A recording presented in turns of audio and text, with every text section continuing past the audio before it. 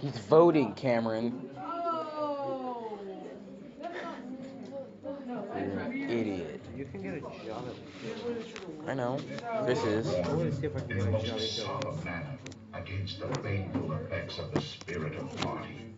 The ultimate domination of one faction over another, sharpened by the spirit of revenge natural to party dissension, is itself a frightful despotism. Despite George Washington's dire warning, two distinct political parties were discernible by the end of the 18th century.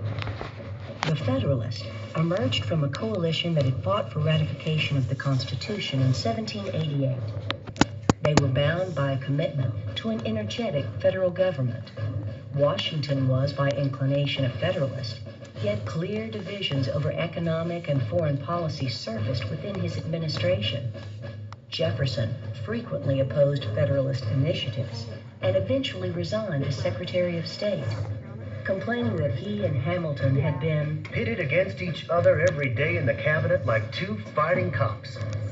James Madison joined Jefferson in leading the opposition Republican Party. The Federalist notion of the relation between government and the people was that the people voted, and then the people shut up, and they let their officials carry on all the business of government.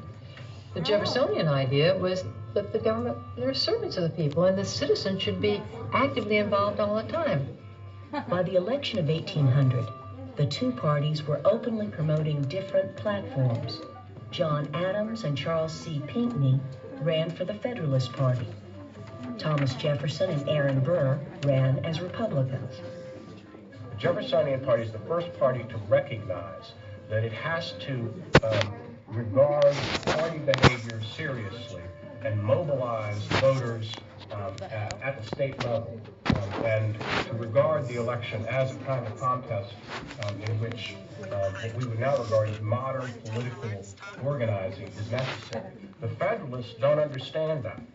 The Federalists think that they just have to present their candidates and the people will naturally gravitate towards them. Federalists remain more deferential and more classical in their notions about what politics is supposed to be. In the election of 1800, the Republicans better reflected the anti-elitist spirit of the times. When all of the votes were in, the two Republican candidates were locked in a tie for the presidency. I need to get past you, dear. So you didn't have to write that down? Yeah, we're going on here.